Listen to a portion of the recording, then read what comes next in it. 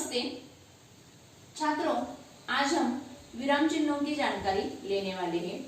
तो सबसे पहले विराम चिन्ह किसे कहते हैं, विराम चिन्ह की परिभाषा हम देखते हैं। तो छात्रों, विराम यानी विश्राम, रुक जाना। विराम का मतलब है विश्राम यानी थोड़ा सा रुक जाना। तो विराम चिन्ह का वाक्य में प्रयोग हम किस लिए करते हैं? तो कहाँ रुकना है, कितना रुकना है, वाक्य के भाव कैसे है, इन सब की जानकारी लेने के लिए हमें वाक्य में विराम चिन्हों का उपयोग करना है। तो ये विराम चिन्ह कौन कौन से हैं? एक एक विराम चिन्हों की हम आज जानकारी लेंगे। तो सबसे पहले मैंने आपको यहाँ दिया है विराम चिन्ह, पहला विराम चिन्ह जिसे हम कहते हैं अल्प विराम। देखिए, अल्प विराम का चिन्ह मैंने यहाँ दिया है, अल्प विराम। दूसरा चिन्ह है अर्धविराम। देखिए, अर्धविराम का चिन्ह मैंने यहाँ दिया है। तीसरा चिन्ह है पूर्ण विराम। देखिए, पूर्ण विराम का चिन्ह यहाँ मैंने दिया है।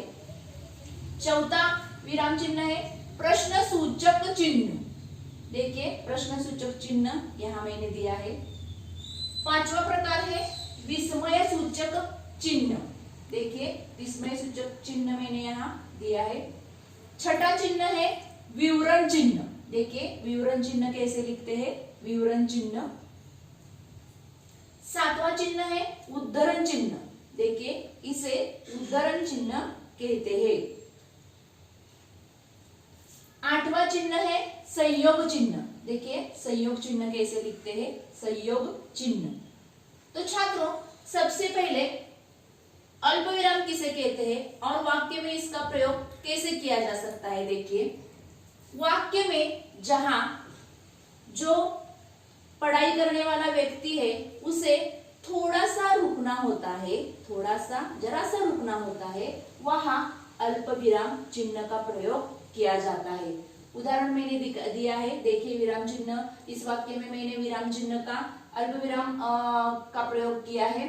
देखिए, स्कूल में लिखने, पढ़ने, गाने और सीन परोने आदि की शिक्षा दी जाती है।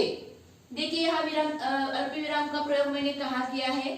लिखने, पढ़ने, गाने, इन तीन शब्दों के बीच मैंने अल्प विराम चिन्ह का प्रयोग किया है। यहाँ मैं पढ़ते समय थोड़ी रुकी हूँ। स्कूल में लिखने, पढ़ने, गाने, इस तीन ही शब्दों में मैंने थोड़ी थोड़ी रुकावट डाली है।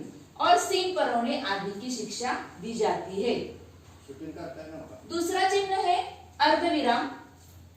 देखिए, अर्धविराम चिन्ह का यहाँ इस वाक्य में मैंने प्रयोग किया है। अर्धविराम चिन्ह का प्रयोग कहाँ किया जाता है? सबसे पहले देखिए, जहां पूर्ण विराम से कुछ कम, जहां पूर्ण विराम चिन्ह अंत में आता है, पूर्ण विराम चिन्ह से कुछ कम और अल्प विराम से कुछ ज्यादा रुकना होता है। जहां वाक्य में पूर्ण विराम से कुछ कम और अल्प विराम से कुछ ज्यादा रुकना होता है, वहां अर्धविराम चिन्ह का प्रयोग किया जाता है। देखिए, यहाँ अर्धविराम चिन्ह का इस वाक्य में मैंने प्रयोग किया है। मूसलाधार वर्षा होने से नदियों में बाढ़ आ गई। पहला वाक्य दिया है, अर्धविराम चिन्ह का प्रयोग किया है, और बाद में दूसरा वाक्य दिया है, पेड़ गिर पड़े और घरों में पानी भर गया।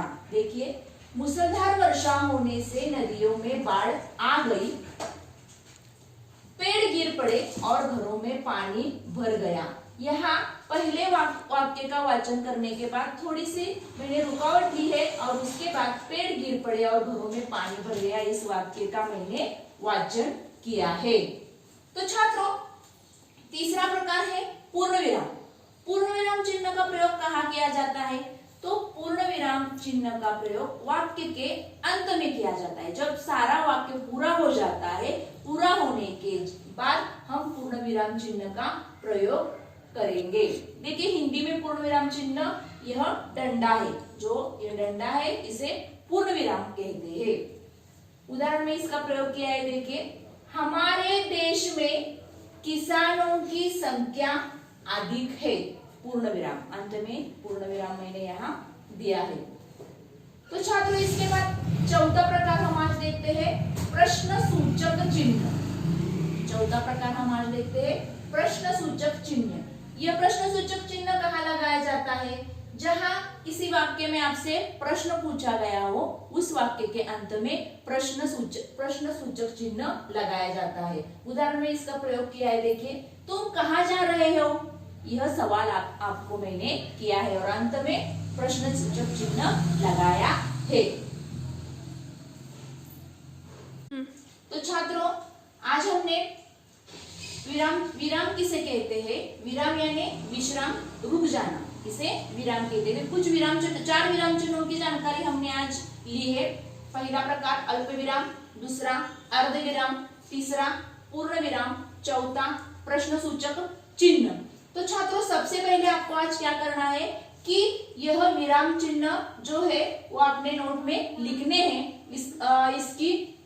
इसका सराव आपको करना है और एक एक चिन्ह का प्रयोग करके आपको 5-5 वाक्य लिखने हैं। उदाहरणार्थ मैंने जो एक यहाँ वाक्य दिए हैं विराम चिन्ह का प्रयोग करके 1, 2, 3, 4 जो वाक्य दिए हैं, इस एक एक प्रकार के आपको 5-5 वाक्य आज करने हैं।